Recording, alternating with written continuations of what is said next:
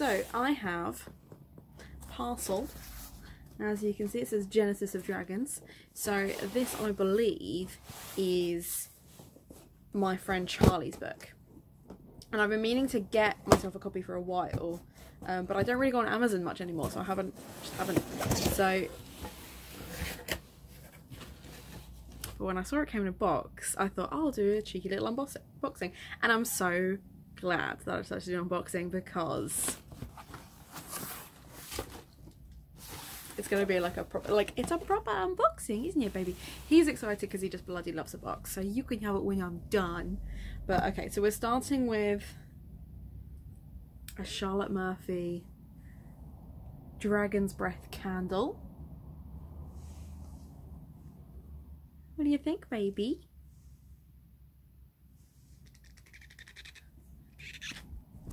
He didn't like the noise, that's fair. Oh.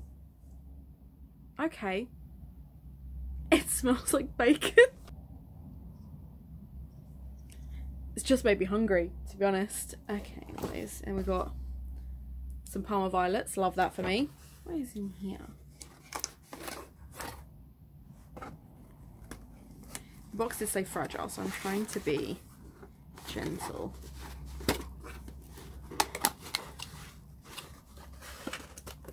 How does this box come undone? Okay, let's try peeling off.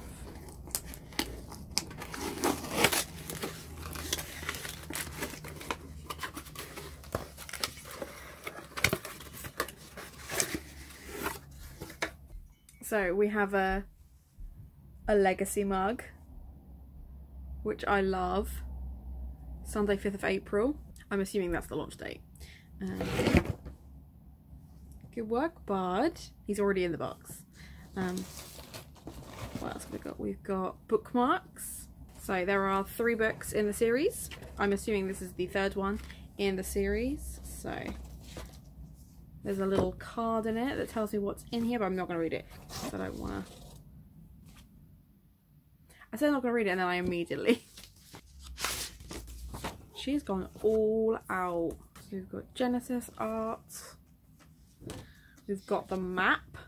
That's really cool. That's really cool.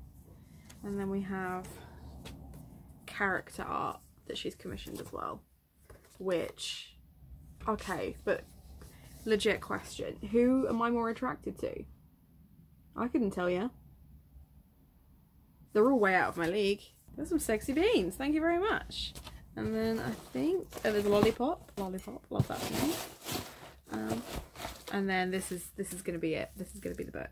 And if it is the 3rd, which I'm pretty sure it is, I'm gonna have to get the first 2, aren't I? Gonna have to go onto Amazon specifically for so I can read them in order.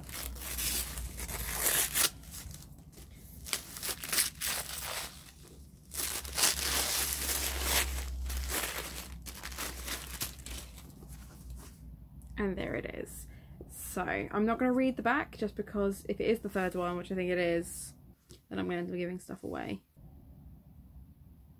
Oh no, it's not. It's just that this is so she has the trilogy, and then this is a standalone. Okay, cool, that's fine.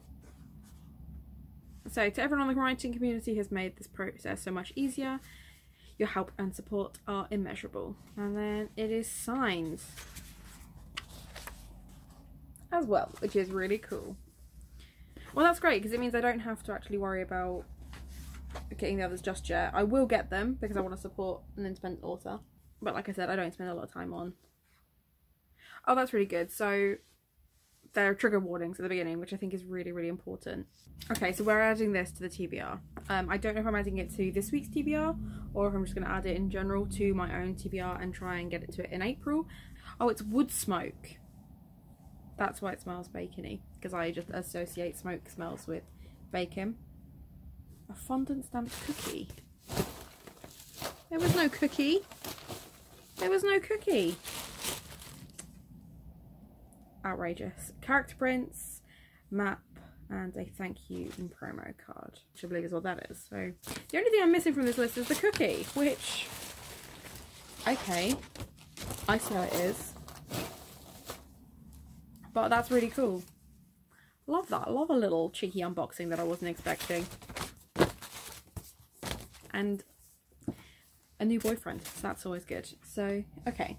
So, he seeks redemption, she wants revenge, they both need answers. Guilty over the inability to save his family, Morton Ranger sets out to destroy the dragons who slaughtered them. While hunting for his next kill, Morton meets Elise Orlandry, the princess of the Agmantian tribe, intent on avenging those who have wronged her. When Morton and Elise discover they are working towards the same goal, they band together to evade the forces of the evil necromancer Vergrim Nyx and purge the last remaining dragons from the world. Set over 1,000 years before the events of the Antonides' legacy, finally uncovering how dragons disappeared from the world and the prophecy set in motion to bring them back. Oh, that's cool. Cool, so I can read this one and then the other ones. Love that for me. But yeah, if you don't support Charlotte, do so. Her Twitter and Instagram is great. I don't follow her on Facebook, but the least you can do is a Twitter and Instagram, because you get to see pretty things like this, and we love it. We love a dragon book. We love a dragon book, so I'm really intrigued by that. Very cool. Okay, so I've got makeup on so I don't look quite as dog rough as usual, so I thought I would take the time to catch you up. It is Thursday evening. I did not record a single thing yesterday, barely recorded anything today because I've just been working, filming and editing. I have just filmed this carnage, which you will see sometime next week, so I don't want to spoil that for you, but I thought I would just catch you up on the two books that I am very, very close to finishing. So Poppy War, I only have 100 pages or so left of this. Really good, really enjoying this, to the point where I'm like, ooh, gonna have to get the whole series in matching covers now, aren't I? That's how much I'm enjoying this, just for context. We're getting fully into the story, battles are happening, powers are instigating, shenanigans. We're really enjoying that one. And Catherine House, my friend Naomi put that she liked it, it just didn't have enough plot. I love that it doesn't have any plot, but I can see why a lot of people didn't really like this. So I'm really hoping, it is taking me a lot longer to get into, like, just to read it because it's quite dense. Really hoping that I will be able to finish at least those two, if none others. I haven't really picked up anything else or read anything else that's on my TBR because I haven't, not for any other reason. I still haven't started Cinderella is Dead, but I think once I finish the Poppy War I will start that, and hopefully I can finish that one as well. So we're not doing too badly. I'm really enjoying the reads, but I think because I'm enjoying them, I'm not rushing through them. They are much longer reads than the ones I had for Emma's pick, so good choices, but I'm taking my good sweet time with them, so I can only apologise. But I'm gonna go and have a supernatural break with my brother, and we're gonna eat some chocolate, and Molly, you'll be very proud of us. We're gonna have mini egg chocolate bars, so really excited for that as well. So I will catch you up when I've done some more reading. I'm not gonna leave it until I finish because that really could be Sunday. But Ali has her weekender this weekend, so worst case scenario, I'm sure I'll finish something during that. Okay, so I promised the next time I would catch you up was when I had finally read something, and I have read something. I've basically spent all of today catching up on the reading that I haven't done. So we are having a celebratory hot chocolate with whipped cream from, this is a family heirloom. This is actually my uncle. There was a strong family resemblance, I know that, but that, anyway. Finished the Poppy War. Now, I had a really kind of like crises of conscience because I started a Cinderella story. That's a great film. This is an okay book. So I'm just over 100 pages in, and okay.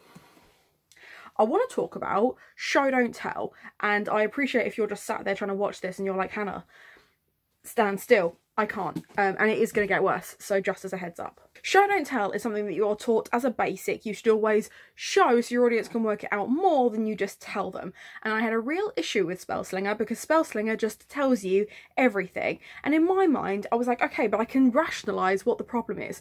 The key difference between that, which I did not enjoy, and the Poppy War, which I did enjoy, is the fact that both of them are sharing mythology and they are both telling you about their world, etc. But the key difference is, in Spellslinger, Kellen knows and understands his world, and in the Poppy War, Rin doesn't. So every time Rin is explaining something, it's not usually Rin that is doing the telling, it's the narrator as Rin understands it, or it's an outside force explaining it to Rin, whereas in Spellslinger, he should know better, he should know how his world works, and it just makes him come across as entitled.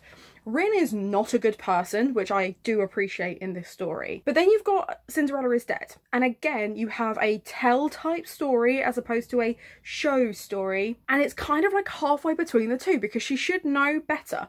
She should know how her world works, and therefore should be able to show us rather than tell us how the world works. I don't know, it's just, I'm not enjoying it. And I'm trying to rationalise it, because I'm like, if it's just a writing style thing, fine, but there's no reason why I shouldn't like it. But I'm 100 pages in and I just don't care.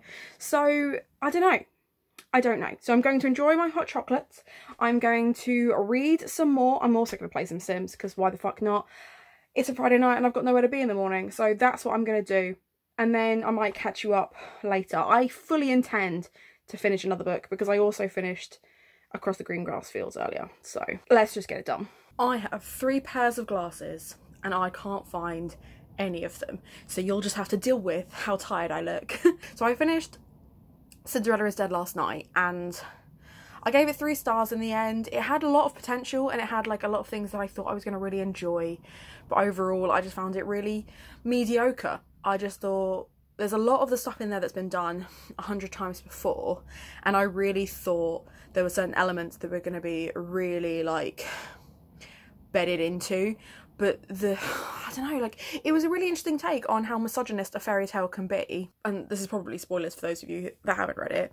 The bad guy is exactly who you expect it to be, and it ends exactly as you expect it to. And I don't know, I guess I had a very similar reaction to the one I had when I read Shadow and Bone, in that I get why people really like it, and I get why people like really bed into it, and I've just read too many of that thing now to find it that intriguing. So it has to have something to grab me, because I know that like a lot of people, like when they find a book they really like, or a genre or a trope they really like, they will just read 100 of those things. I can't do that. I am definitely more of like an a la carte reader, in that I like a little bit of everything, and I like options, and I like choice, and I like diversity, and I like it to feel different. Because I think there's no such thing as an original story, but there is original writing, and I think people can make that writing style really like fantastic. So I have read some really great books this week. I just don't think Cinderella is Dead is one of them. But I was looking at my Goodreads last night. I've got 10 books that I'm currently reading, so that's an absolute fucking mess. I need to finish some more books today. So I'm going to do a workout. And then I'm going to try and finish some books. I do have a live stream with Ali tonight, and then I have D&D tomorrow morning, and another live stream tomorrow evening for Ali's spring weekender thing. I don't even think it has a title. I think it's just she decided to do a weekender, a very, very teeny tiny affair, and I'm happy for that. So that will help me, and I'm going to try and finish some books for that this weekend. I'm only 9 books behind on my general Goodreads thing, and I've got loads of like poetry and anthologies and short stories and things that I can cram into, but I do feel like I've started a lot of like 300-page books and I've only got to like page 80 on them, and then just not finished. So yeah, those are my plans for today. Work out, finish some books, do a live stream, nap. That's all you can expect from me today.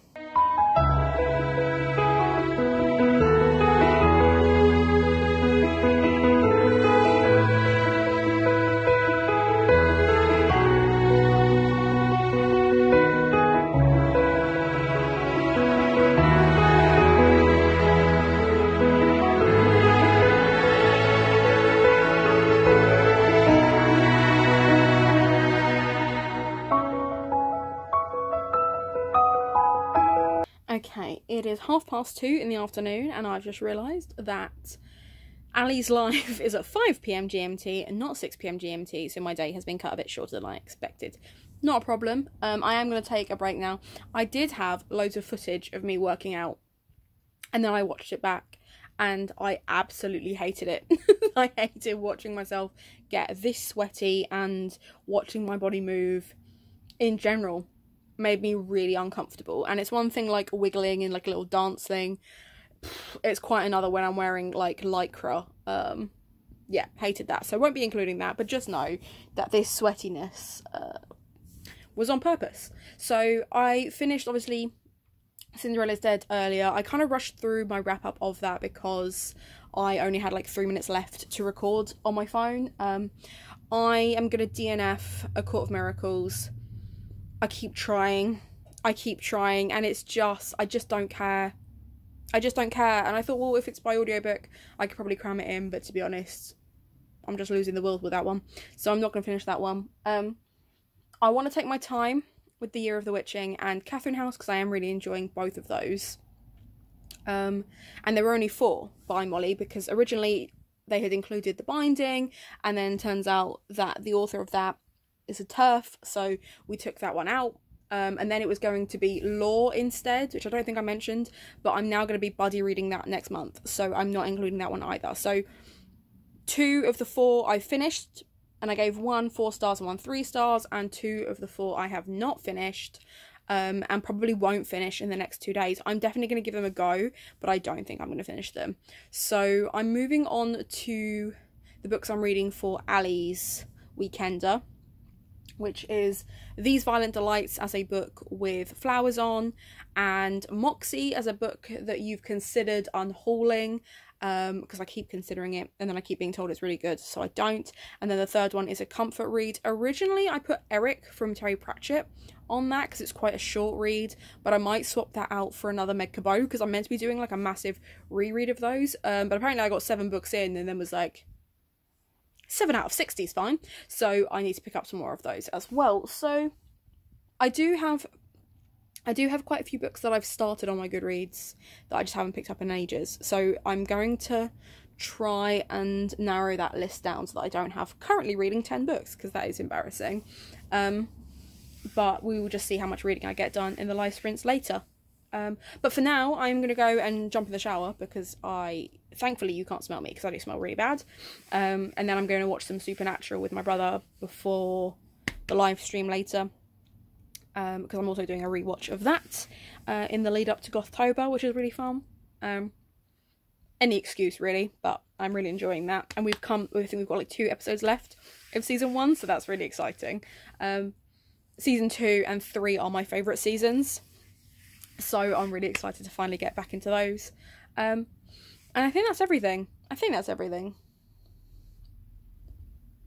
don't think there's anything else I've missed. There might be. I don't know. We'll leave it here anyway, just in case. Just when I was starting to worry that because I got very little reading done, I should have just wrapped up on Friday and called it there, I received a parcel full of candles. So I'm going to open those up and just casually summarise the carnage that I'm going to edit into the rest of this vlog. So attended Allie's live streams, had a bloody lovely time, did very little writing, did write 2,000-ish words, so we love that for me. I ordered the Akasuf candles, but I only wanted very, very specific ones, so I'm very excited about this. This is the Lord of Bastards one, which is the Cassian inspired candle. Nearly dropped it. So this one is citrus, birch, cedarwood and black leather. Right, I have this running theory that Becca is exclusively making candles that smell like my ex-boyfriends. I don't know why she would do that, but I'm convinced, and that is taking me back. It's weird. And then the other one I got is the Lady Death one, which is the jasmine, saffron, amber and fig or fir. No, it's probably fir. Amber and fir, that makes sense. Oh, that's really nice. I wonder what it smells like to burn those together. So it's the happy couple, but in candle form. That's taking me back as well, but in a very different way. So, oh my god, bloody love that for me. So yeah, like I said, didn't actually do any more reading after that. I've got a few more days. I've got glitter everywhere now. I've got a few more days left before the end of the month, so hopefully I can squeeze in the other 25 reads that I need to get done per month. I have a lot of graphic novels, plays, etc. that I need to catch up on, so I'm going to do that. But I also have work because it's Monday morning, so we're going to leave it here. And now I'm going to try and put all these clips together and hope that something that even resembles a vlog can come out of it. But other than that, I hope you had a nice week. I hope you've had a slightly less stressful reading month than I have. Waypoint books in the links below, etc, etc. And other than that, have a nice day.